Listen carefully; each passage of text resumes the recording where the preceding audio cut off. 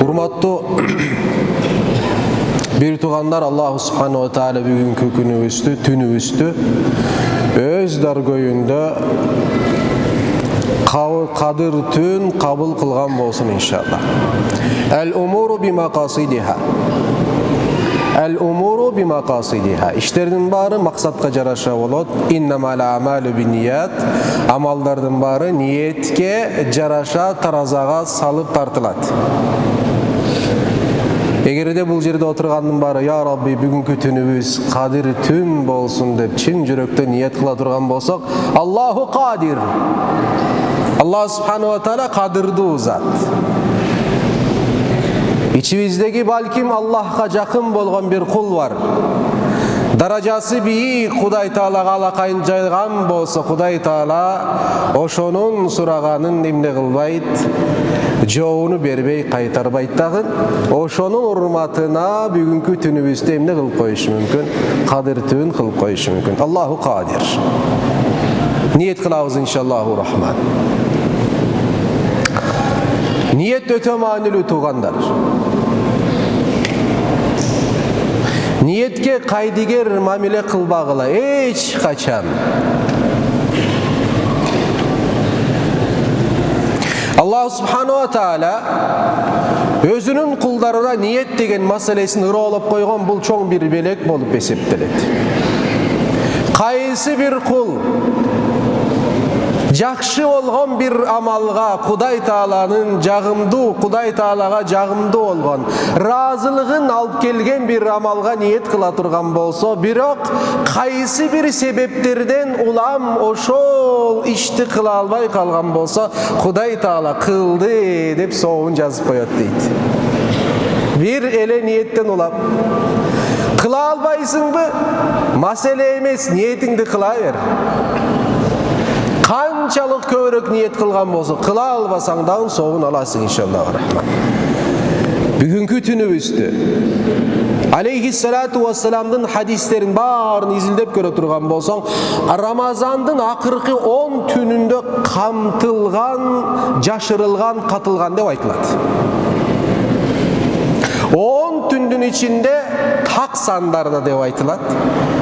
Tak sandın içinde 27 menen 29 dep aytılат. 29 menen 27'nin içinde bolsa 27'ge kövrök alımlar emne kılıp oop ketişken. Bugünkü tün degen söz. Birok bolboy kalsaçı.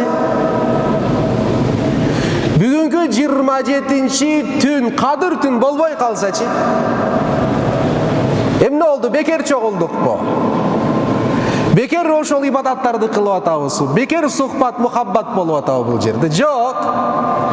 Ar bir insan bul jerde kadir tünü bolup bolbosluğu özünün niyetine jaraşa bolat. Men bugün niyet kıldım ya Rabbi, bugün kadir tün bolsun, niyet kıldım oşoga jaraşa bugünkü amallarını atkaram. Egerde kadir tünge düşmey kalsa da Allah subhanahu wa ta'ala niyetime jaraşa kadir tündün soğunu inşallahurrahman bergen bolat. Oşon üçün azırkı bugünkü kadir tünümüzdü başladık inşallah, niyetimiz de onda öyle. Niyetimiz dostları çakırdı, barıp kereyli meçitke. Jok. Jok. Müslümanlar çoğulup atat, koşnalar çoğulup atat, adat oşundayken barıp kereyli. Jok. Андай emez. Dosum çakırsa dağı jok. Al üçün gelgen jokmun. Çakırsa dağı gelgen jokmun. Men bugün Allah üçün geldim. Men bul meçittim bosogosun. Halisan li vecihillahi subhanahu wa ta'ala. Bir gana ya Rabbi sen üçün. Sen üçün bul meçittin bosogosun attadım dep niyet kılabız inşallah. Bul birinci. Ekinci niyette ne kılabız? İtikafka niyet kılalı. İtikafka niyet kılalı. Makul mu? İtikaftın soğutu çağ. Oşon üçün bugün meçitke kirgen uçurda ya Rabbi men azır meçitte kança ubakıt ötkürgön bolsun, itikaf bolsun dep niyet kılыңыздар. Этикафтын соо өтө чоң болуп эсептелет. Ошондуктан этикафка кирген инсанга дүйнөлүк иштер арам болот. Кайталап жатам. Этикафка кирген инсан өзүнүн бир гана ибадатка арнаш керек.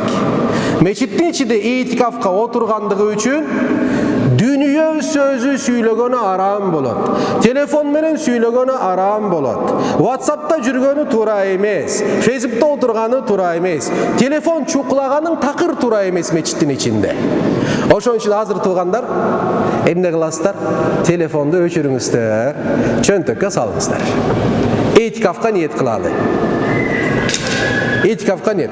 Эки маселени кылдыкпы иншаллаху рахман? Кылдыкпы? Ниетти оңдодук, кадыр түн болсун. Этикафка ниет кылдыкпы? Кылдык. Иншаллах. Жакындагыла инсандар тиги батпай кала турган болсо акырын жылып койсоңуздар болот. Намаз баары бир окулбайт азыр. Эми караңыздар.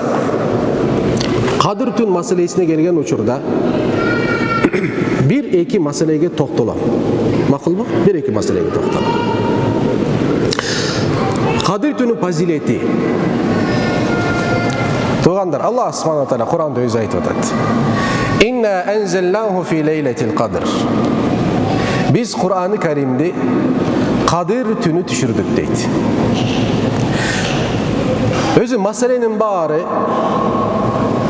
баары эки нерседе. Инна анзалнаху, биз түшүрдүк. Фи лейлатил кадр, Кадыр түндө. Сура, эмнени түшүрдүк? Kur'an'da düşürdük. Bir, Kur'an düştü. Demek bu yerde mesele Kadir Tün'de emes. Mesele emne de? Kur'an'da. Kur'an bolboso Kadir Tündün hiç kanday bir barkı yok ele. Bul tünü Kur'an düşürülbösö Kadir tün mınday bir darajaga, mınday bir faziletke bola albaytır. Bul birinci mesele. Ekinci mesele. Biz Kur'an'da düşürdük. Sura kimge düşürdük? Yok. Muhammed sallallahu aleyhi ve sellem. Peygamber aleyhissalatu vesselam'dın jürögüne düşürdük. Ekinci ayavay köngür bura turgan nersele Peygamberimizdin jürögü olup eseptelet. Alımdarısı aytat. Bir günü geldi dağın, bir alımdan bir insan soraydı. Kadir tün jönündeyim ne deysin degende aytat. Kayсы Kadir tün jönünde söz söylep atasın deydi. Bizdin ar bir tünümüz Kadir tün degen cevap beredi. Emnege degende, sebep degende deydi, iki nerse var Kadir tündü, Kadir tün kılgan iki nerse var. Kur'an jana Paygambardın jürögü. Kur'an jana Paygambardın emnesi jürögü. Kaysı adam balası Kur'an menen dostoşpasa, Paygambardın jürögüne özünün jürögün baylamasa, Kadir tünde izlemeyle koysun degen söz. Kadir tün ağa payda berbeyt. Kadir tün anın jaşosun oңдобойт. Kadir tün anın kılgan amallarına bereke alıp kelbeyt dep aytat. Sebebi Kadir tündün kadırlı bolusuna sebep bolgon, baylangan oşol eki nerse Kur'an'dın tüşüsü Muhammed'in jürögüne sallallahu aleyhi ve sellem. Demek Ramazan kelelek, Kadir tün kelelek ar bir musulmandın moynundağı bolgon mildet 11 ay Allah menen dost bolu, Peygamberga ümmet bolu. Öte maneli mesele. Oşondo Kadir tün bizge tasir etet.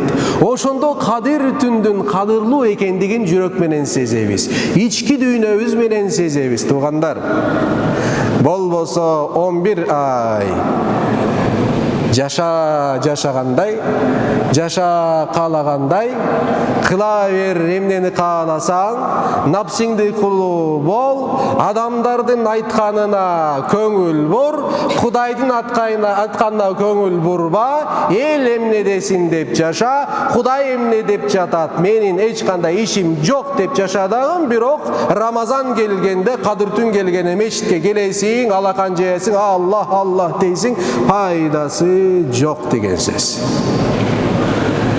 Молдоке эмне кылып атасың? Таштап кетейлиби мечитти? Чыгып кетейлиби? Келбей коелу? Жок, жок, андай эмес. Мусулмандын зыяндуу болгон бир жолдо басып бараткан жерден, кайсы жерден зыяндан аттап өтүп кеткен, бурулуп кеткен болсо, ошол жери пайдалуу болуп эсептелет. Ошол максат менен эле айтып атам мен бул сөздөрдү. Башка максатым жок. Болбосо Кадыр түнүбүз берекелүү болсун иншалла. Мүмкүн бул Кадыр түндүн берекеси менен биздин кийинки жашообуз оңолот, Аллах субханаху ва таала насип кыла турган болсо. Ошондуктан биз Куранды түшүрдүк Кадыр түндө. Куран болбосо Кадыр түндүн баркы жок эле, туугандар. Демек биз мусулман Кадыр түндөн көбүрөөк кайсы жерге көңүл бурабыз? Куранга көңүл бурабыз. Кана моундай жамаат 5 вакыт намазга топтолсо? Жок. Кана моундай жамаат жума намазга топтолсо? Жок. Кана моундай намаз Куран үйрөнөлүчү, Алланын китебин окуйлучу деп топтолуп бир ошол сабактарды уюштурса? Жок. Бирок эмне кылып атабыз? Сооп эңсеп атабыз дагы. Лейлатул кадри хайрун мин алфи шахр. Кадыр түн 1000 айдан дагы артык дейт. Ошол жерге келели. Туугандар, алейхиссалату вассалам бир хадисинде айтат: "Ман кама лейлатал кадри иманан ва ихтисабан, гуфира лаху ма тақаддама мин замби." Бул хадисти укуңуздар. Ким Кадыр түнү кама, ким Кадыр түнү ибадат менен өткөрө турган болсо, алымдар айтат шам намазынан баштап туруп бамдат намазына чейин дейт. Кээ бир алымдар айтат түн шамдан эмес куптандан баштады, куптандан баштап туруп кайсы жерге чейин, бамдат намазы убактысына чейин дейт. Ким ошол убакытта ибадат менен өткөрө турган болсо дейт. Бир, кама. Кандай? Иманан ва ихтисабан. Иман келтирип, Кудайдан бул түн ыйык катары келди. Бул түндө кылган ибадатыбыз улуу ибадаттар болот экен. Ошого иман келтирип, Кадыр түндүн Кадыр түн экендигине иман келтирип, түшүнүктүү? Ниети да ошондой оңдоп туруп. Эгерде кыла турган болсо иманын ва ихтисабан, ошол Кадыр түндө келгенде ажры соопту бир гана кимден күтөбүз дейт? Аллах субханаху ва тааладан күтөбүз. Аллахым сен мага бересиң. Мен ага эмне ниет кылдым деп. Ошондой таризде ибадат менен өткөрө турган болсо эмне болот дегенде, гуфира лаху ма тақаддама мин замбихи. Ошол убакытка чейин кандай күнөөлөрдү кылган болсо, эки түрдүү күнөөбүз бар. Кичинекей күнөө бар, чоң күнөө бар. Чоң күнөө жана кичинекей күнөө. Аллаху субханаху ва таала буларды эмне кылат дейт? Кечирет дейт. Таптаза болосуң. Бул бир, күнөө кечирилет. Эмне жазылат? 1000 айдык ибадаттан да артыгы жазылат. Артыгы канчалык аны биле албайбыз. 1000 ай точно. 1000 ай точно. Шек жок. Түшүнүктүүбү? 2 рекет намаз окудуң, 2 рекетиң 1000 айдын 2 рекети болуп эсептелет. Ибадат жазылат ошончо. Канча? 83 жыл 4 ай. Жаңылышпасам. 1000 айыбыз 83 жыл 4 ай. Сен тыңбай, жебей, ичпей, сүйлөбөй, уктабай. Эмне кылдың? Ибадат кылдың. Кыла аласыңбы? Жок, кайда? Кыла албайсың андай. Өмүр жетпейт. Өткөндө бир эсеп. Мындай. Адам 80 жыл жашасын. Жашаган 80 жылдыгын бөлөлү ошол жашаган 80 жылдын ичиндеги жашоосун бөлүп туруп ибадаты канчалык чыгат дегенде аалымдар бөлүп чыгарып, кээ бирөөлөр атайын эметип туруп айтат. 80 жыл жашаган инсандын ибадатка гана бөлгөн убактысы 2,5 жылдан ашпайт. Кайсы? Толук кандуу момун катары жашаган, бизге окшоп 40 жылга, 50 жылдан араан намазга тургандар эмес. 12 жаш келдиби? Кыздардыкы 9 жаш келдиби? Какштык 5 убакыт намазга тургандар. Ошолорду айтып атат бул жерде. Өмүрдүн жарымы суткада 6 саат уктасаң, өмүрдүн жарымы уйкуга кетет. Андан көп уктаган билбейм. Түшүнүктүү? 10 жылга жакын тамакка кетет. Канча болду? 50 oldu. 40, 50. 7-8 жыл кечиресиңер, ажатканага кетет.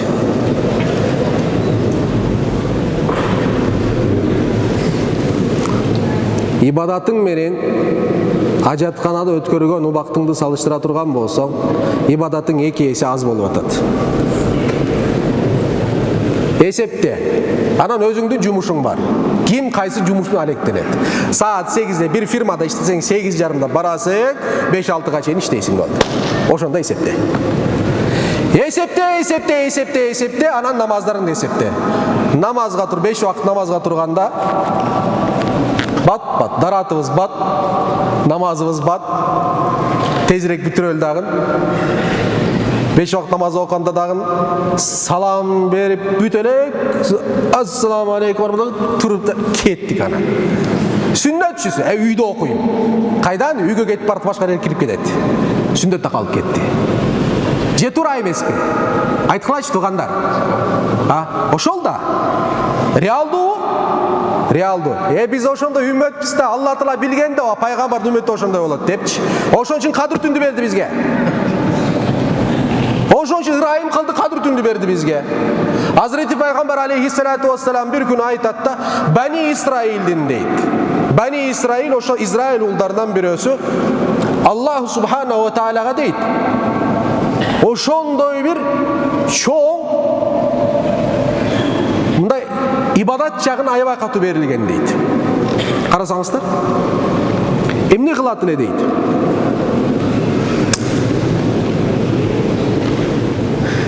لبس ذلك الرجل السلاح في سبيل الله 1000 شهر. Ошол инсан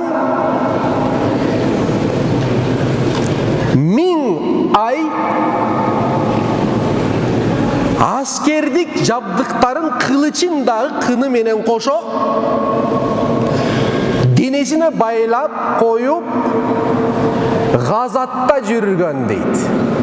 1000 ай. 1000 ай элестеткиле, газатта жүргөн дейт. Түнкүсүн уйкусуз Аллахка ибадат өткөрөт дейт. Күндүз болсо орозо кармайт. Эмеде жихадта болот дейт. Сахабалар ошондо эңсе баштайт. Бизде ошондой сооп кайда дегенде, кандай болот эми? Ошондой биз кайдан алды? 1000 ай ибадат кылуу кандай болуп калат дегенде, Аллаху субханаху ва таала пайгамбарыбыздын жүрөгүнө бул сүрөнү түшүрөт. Инна анзалнаху фи лейлатил кадр. Биз Куранды Кадыр түндө түшүрдүк. Кадыр түнү эмне экендиги маалыматын сеники кайда? Мен билдирбесем эй Мухаммад?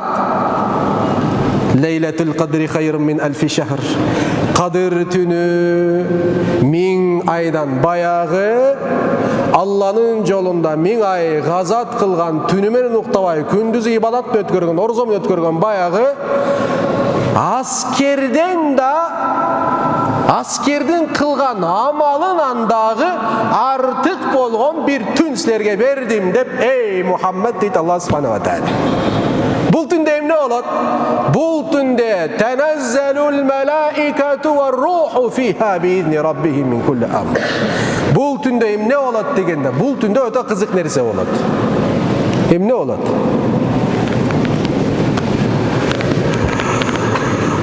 Бул üstünde bolot emес bolup жатат. Эмне болуп жатат билесиздерби? Жер жүзүндө bir карыш жер калбайт дейт. Периште болбогон. Жер жүзүндө периште болбогон bir карыш жер калбайт дейт. Адамдын үстүндө жер калбайт, периште болбогон. Адамдын башындагы bir да чач калбайт, периште асылбаган. Адамдын сакалында bir да сакал калбайт, периште асылбаган. Бул түнү жиш периште түшүп жатат азыркы учурда. Таназзалул малаикату деген сөздүн мааниси периште аркама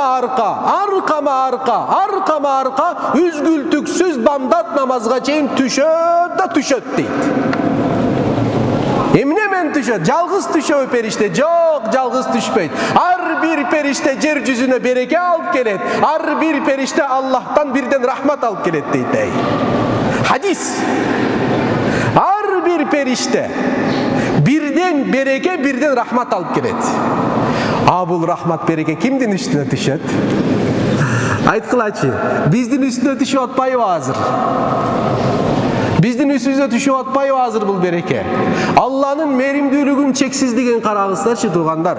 Бул периште азыр эмне кылып жатат билесиңерби? Түштү, өз түстүңө отурду, сүйүнүп атат, сүйүнүп турат. Аллах субханаху ва таалага истигфар кылып жатат. Эй Аллам, эй эгем, эйге жаратуучум, мен азыр үстүндө болгон инсанды, бул күнөөкөр болгон пендеңди я Рабби кечире көр деп истигфар кылат биз үчүн азыр. Кылып жатат. Туганым, сен үчүн периште кечирим сурап жатат. Куран айтат буну. Дагы кандай мээримдүүлүк каалайбыз Аллахтан?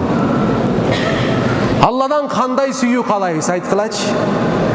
Башыбызга түшкөн кыпындай кыйынчылыктарга наразы болобуз.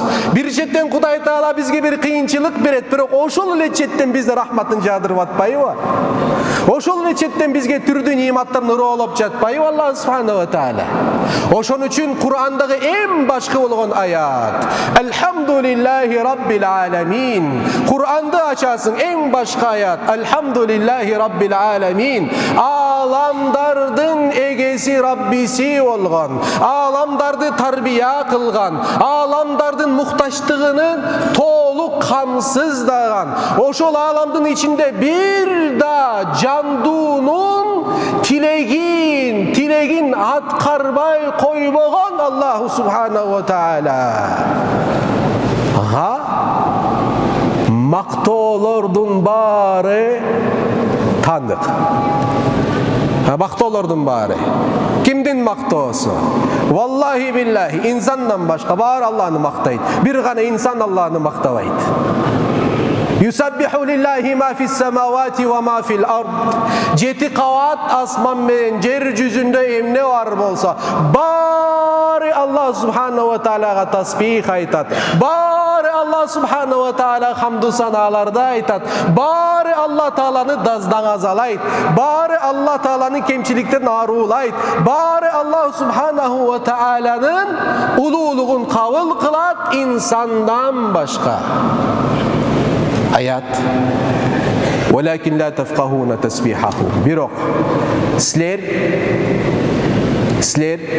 алардын даңазалоолорун түшүнө албайсыңар, уга албайсыңар дейт. Сен көчөдө кетип баратып кепкен ташың барго, ошол ташың Кудай Таалага зикир кылат, билесиңби? Sen кетип баратып көчөдө кууган итиң барго, ошол итиң сенден көбүрөөк күндө зикир кылат Кудай Тааланы, билесиңби? Алла Тааланын жандууларынан Кудай Тааланы эң аз зикир кылган Имам Газали рахматулла алейхтин сөзү күндө 5000 жолу Аллах деп зикир кылат дейт. Ал да эшек дейт. Биз болсо эшек чалык боло албадык деп эмне кылабыз? Тамаша иретинде айтабыз. Ошон үчүн бирөөнү эшек деп тилдебе, эшекке акарат кылган болосуң.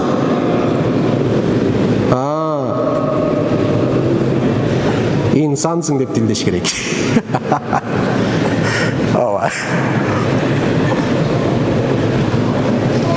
Elhamdülillahi Rabbil alemin. Oşo emne deyit? Kula, aytkıla. Alhamdulillah. Allah subhanahu wa ta'alaga hamdu sanalar bolsun dep aytkıla deyit. Kulçuluktun mağızı oşol jerde. Kulçuluktun mağızı Kuday Taalaga şükür keltirgen kul bolalı. Büttü. Şükürçülük tuğandar bir gana til menen bolmaydı. Şükürçülük en başında Kuday Taalamdın bizdin üstübüzgö jüktögön mildet, parz mildetти atkarуу menen bolot. Түшүнүктүүбү? Namaz 5 vakit namaz okuvagan insan misalı parzды kılbayt, bирок jatkanda, turganda elhamdülillahi Rabbim sana şükürler olsun. Elhamdülillah Allah'ım ya Rabbi sana şükürler olsun. Anı şükürü kabul bolmaydı. Yok, anı şükürü kabul bolmaydı. Kuday Taalam namaz oku deyt, yok namaz okubay, men oturup alıp dаңазылайм. Elhamdülillah Allah'ım sana şükür olsun dep aytam deysin. Kılbayt, kabul kılbayt. Bирок 5 vakit namaz okugandan keyin elhamdülillah deseň, senin elhamdülillah жерine oturgan boldu. Demek emne kılat ekенбиz? Parz. Parzdan keyin vacip, vacipten keyin sünnetler, sünnetten keyin mustahaplar, dindin bergen buyuktары, anan tıyuları. Hazır oşonda bir zamanda jaşap atabız. El halal vel haram yok. Adal jana haram yok. El halal vel halal. Adal jana adal bar. Oşonda zaman jaşap atabız.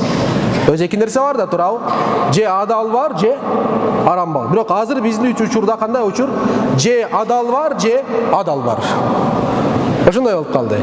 Эптеп ошол арамды бир чекесинен кармап туруп, эптеп септеп адалга эмне кылыш керек? Тыгып жибериш керек болуп калды. Биз жашообуз ошондой. Алымдардын, чыныгы алымдардын, такыбалардын жашоосу адалды арамга тыгып жиберген учурлары болгон. Ошон үчүн айтат. Таква эмне дегенде? Таква бул теркул халал махафатул харам деп айтат. Таквалык эмне деген? Таквалык бул адалды арам коркусу менен таштап коюу болуп эсептелет дейт.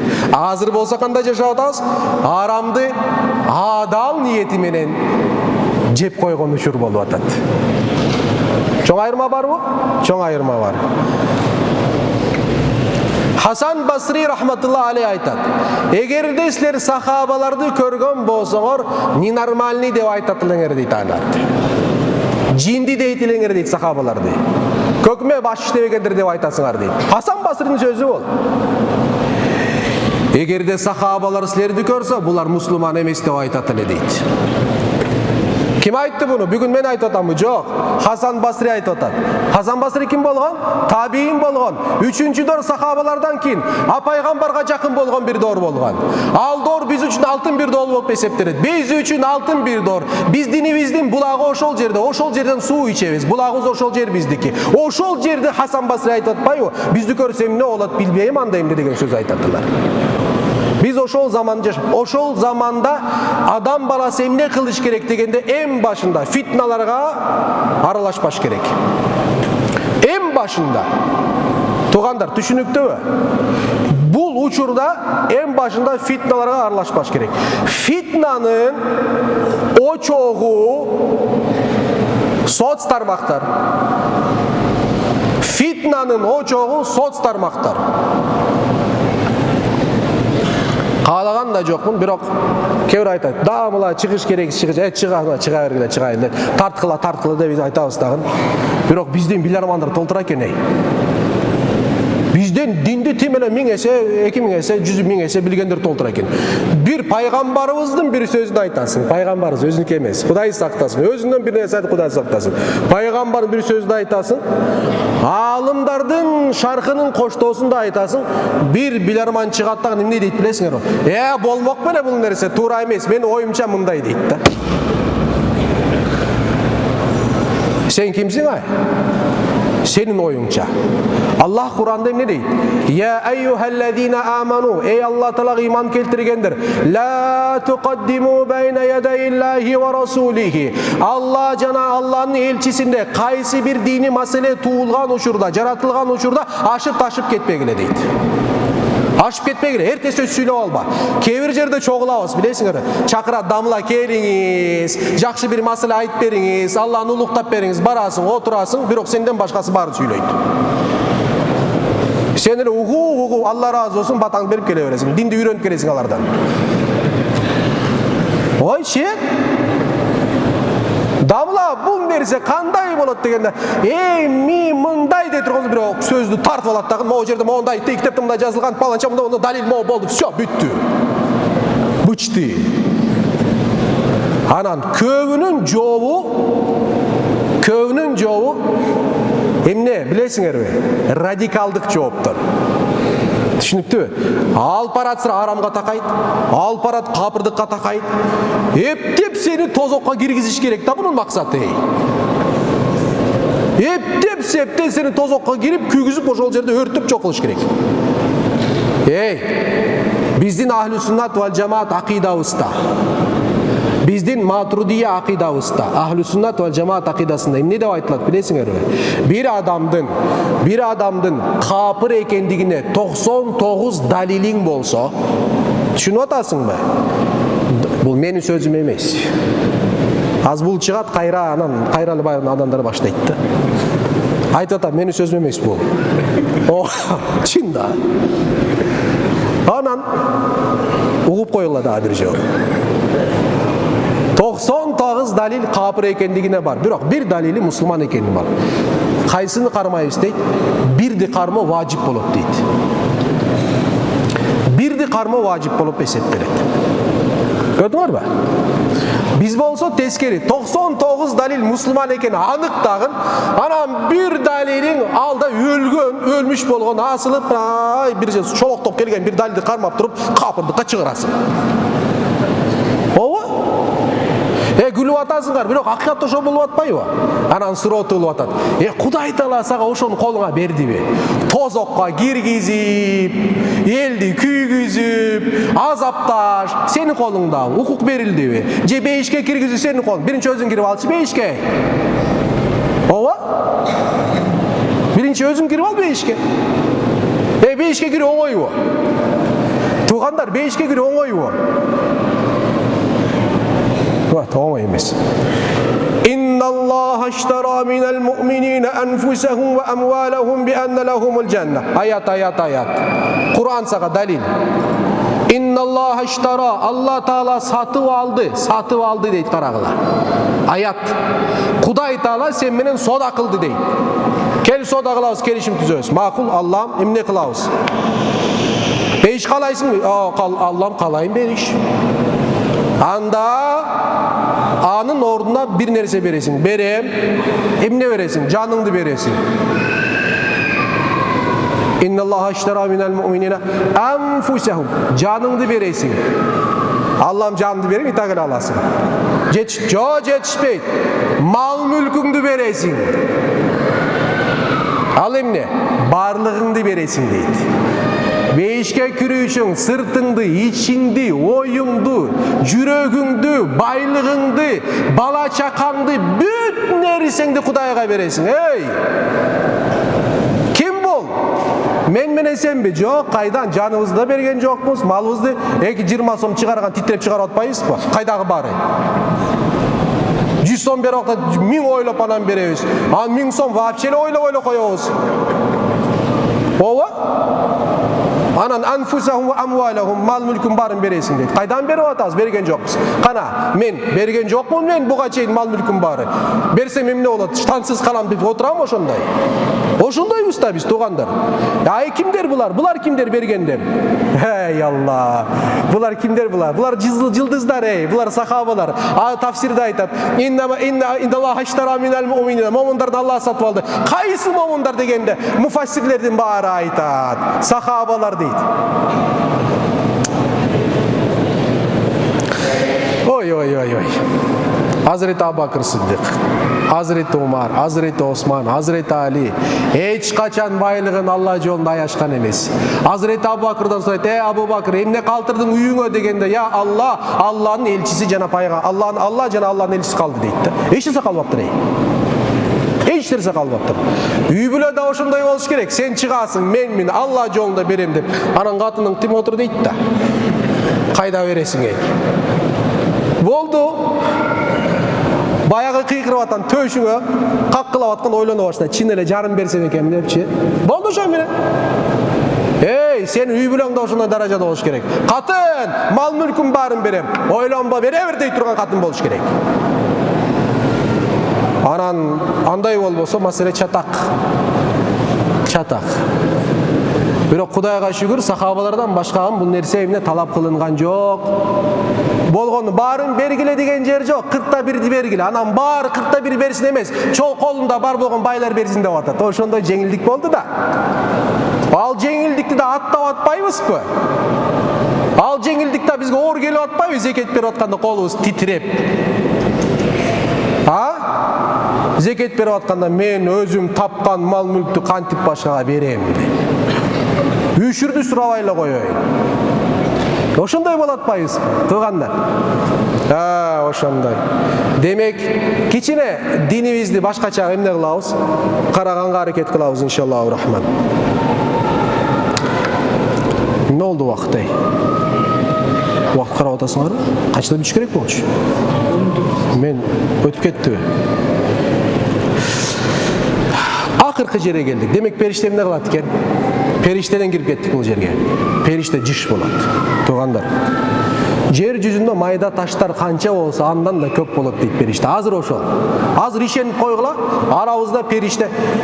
Периште манометр, периште мотор бар, байме бар го. Ошолор көрсөм могу жерде аппак болуп калат эле да. Акыркы аят. Саламун хия хатта матла'ил фажр. Бамдат намазга чейин тынчтык болот дейт. Jalalayn tafsir Ahlüsünna vel Cemaat'ın negizgi tafsirlerden biri. Ошол жерден окуп берейин. Эмнеге буну көтөрүп атам мына Jalalayn депчи, кайра акылмандар чыгат. Эмнелерди өйдүрүп атат депчи. Чын да. Саламун хия. Ал сүйлөгөндөр арабча бир да тамга билбейт. Айтып эле коеюн, бир да тамга билбейт. Не то что дини маселени чечмелөө үчүнчү. Тил керек да. Саламун хия. Бамдат намазынын убактысына чейин тынчтык болот деген сөзү салам болот дегенде алымдар иля вакти тулуихи күн чыкканга чейин жуилат саламан ли касратис салами фиха минал малаикати. Салам деп аталуусунун себеби ошол учурда периштелер жиш болуп туруп, ар бир периште ар бир инсанга жолуккан сайын салам берет дейт. Assalamu alaikum wa rahmatullahi wa barakatuh. Assalamu alaikum wa rahmatullahi wa barakatuh. Emne dedik? Arbi perişteni alıp kelet dedik. Bir bereke alıp kelet, bir rahmat alıp kelet. Assalamu alaikum. Assalamu alaikum. Wa rahmatullahi berdi wa barakatuh. Assalamu alaikum wa rahmatullahi wa barakatuh. Biz kanday salam bereriz? Assalamu alaikum wa rahmatullahi wa barakatuh. Biz salam bergende emne kılabız? Tilep gana koyabız. Allah'ın salamı jana rahmatı sizlerge bolsun. Bolo bolboy Allah bilir, biz bilmiyoruz. Bирок perişteler emne kılat deyt? Alıp kelet deyt. Perişte alıp kelet. Assalamu alaikum ve rahmatullahi al ve barakatuhu. Al çöntek sal.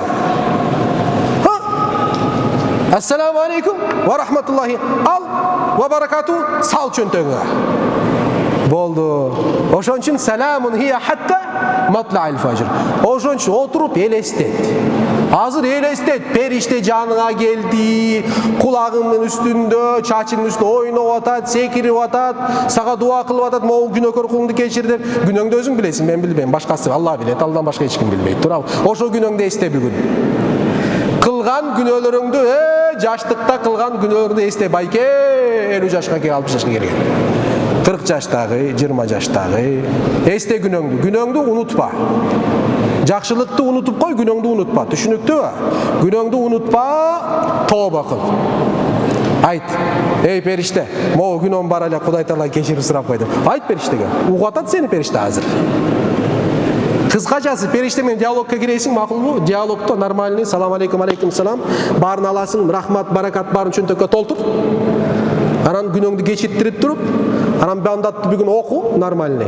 Андан кийин кете бер үйгө, укта. Adal, түшкө чейин, намазга чейин. Бирок намазды анан туруп оку иншалла. Болду, тафсири ошол. Айта турган сөз көп, бирок вакыт жок. Иншаллаху рахман. Азыр болсо, канчага чейин тыныгуу?